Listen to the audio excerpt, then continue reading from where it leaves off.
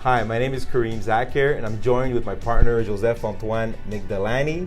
During this web capsule, we'd like to answer 4 questions that are often asked by our clients. Before we get on with that, I just want to have just a brief discussion as to what's been going on with the markets. You'll see that since January 1st till the end of June, the markets have had quite a bit of a downfall. The likes of something like 1970. We haven't seen this kind of reaction where the bond market and the stock market have gone in the same direction since then. This is very uncommon. Usually the bond market, particularly the government bond market and the stock market, are not correlated. But in this case, as the situation is that we're having a lot of inflation in the economy due to the pandemic, due to the war in the Ukraine with Russia, and as a result, the central banks are forced to raise interest rates. And so rates have gone up so dramatically in the first 6 months of this year that it's affected the bond market on the downside. Now, just bear in mind that the bonds are guaranteed at their maturity in addition to their interest rates. Stocks are never guaranteed. They're more perpetual investments, but bonds do have a finish line, and you will get all your money back at the finish line. So let's go with the first question. So one of the first questions that we receive quite often is the question where our clientele is asking us, should I sell now and buy when it's lower? Right. That is a terrible idea. I do not recommend selling now to try and buy lower later, because we don't know where the low is and it may just go up the next day or the next week. It seems, based on our consensus and analysis, that we may have hit the bottom for the S&P 500 on June 16th. Now, there's no guarantee of that. We'll only know 4, 5, 6 months from now if that is the official low for the year. But it seems that June 16th was the day where people pretty much threw in the towel. Mm-hmm. And that's a good sign. When people throw in the towel, give up, the markets tend to recover.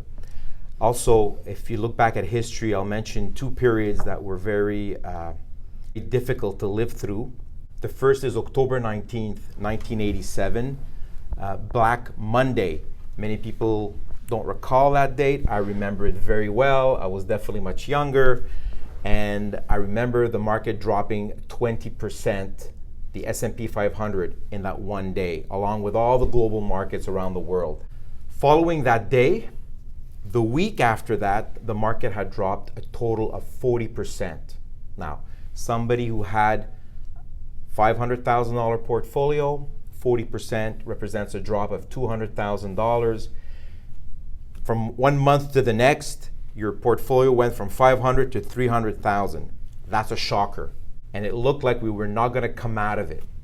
But sure enough, 18 months later, the entire market recovered and then continued galloping forward for the next decade. So for the ones who sold because of fear, well, they crystallized their losses. Right.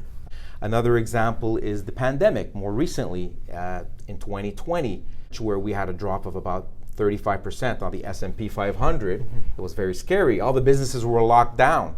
The governments were locking down all the businesses, right. And we didn't know where we were going. There's a lot of uncertainty. And so what happened? Well, believe it or not, 3 months later, that was the quickest recovery ever. It just completely erased the loss. The market finished 10% positive at the end of the year. Exactly. Again, for those who sold out, they locked in their losses, crystallized their losses, and lost the opportunity. So I never recommend getting out of the market as long as you own quality. So the second question that we receive is, what about if the interest rate keeps going up and we get into a recession? What's going to happen with that? We're probably in a recession as we speak. A recession is defined as 2 quarters of negative GDP growth. It may be a shallow recession, it may be a strong recession, I don't know. The best cure for higher interest rates is higher interest rates. It's a bit like gasoline. The best cure to lower demand at the gas pump are higher prices. Right. The economy is going to slow down or actually contract, and then the US Fed's going to start talking about lowering interest rates.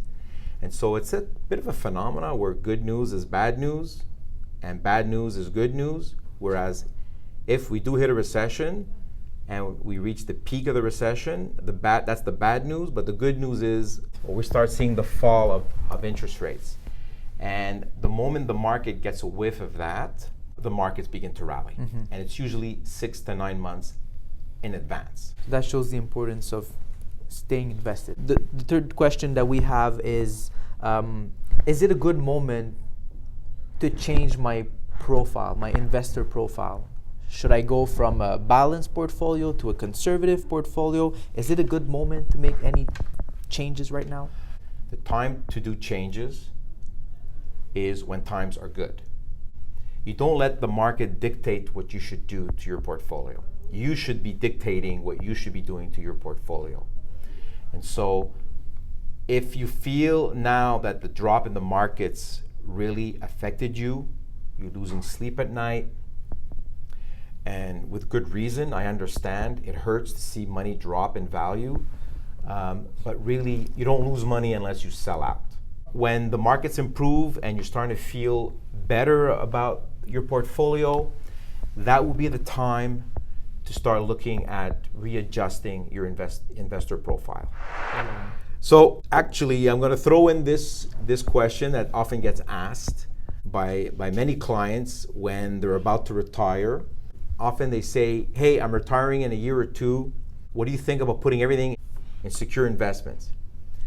And my answer to them is always, again, going to be the same, is that, okay, you're 65, you may live to be 95, God willing. You still have a 30-year time horizon in front of you. You want your portfolio to continue to perform. You want your portfolio to be hedged against inflation. People believe that it's never going to happen, that they may not need to go into an assisted living facility. But I see a lot of clients, as they get older, unfortunately, having to go into an assisted living facility. And these facilities cost anywhere from $5,000 to $10,000 a month. And so if you don't have enough money to sustain you for the next 30 years, you put all your money in guaranteed investments, well, a guaranteed investment is going to erode with the cost of living over the next 30 years. So stick with your plan, keep focusing on long term. We're managing the portfolios no different than a pension plan program would be managing the pension plan of an individual, whether it be Ontario Teachers Pension Plan, the Quebec Pension Plan, the Canadian Pension Plan. We manage it the same way for the long term. In conclusion, I just want to mention that there's no magic formula for investment success. It's really time in the market and not market timing that really makes all the difference. And if you have a plan set up, and I welcome you to call us to have a plan made that you follow every 3 to 5 years on paper. Joseph is excellent at developing these plans. He's an accredited financial planner. Stick with your plan. Don't let short-term market gyrations control your emotions. Try and look at the bigger picture. You will attain the ultimate outcome of having good returns and having a portfolio that's hedged from inflation. On that note, I want to say thank you for listening to us. We want to wish you a wonderful summer. Thank you, and if you have any more questions, feel free to reach us, and it will be a great pleasure to assist you.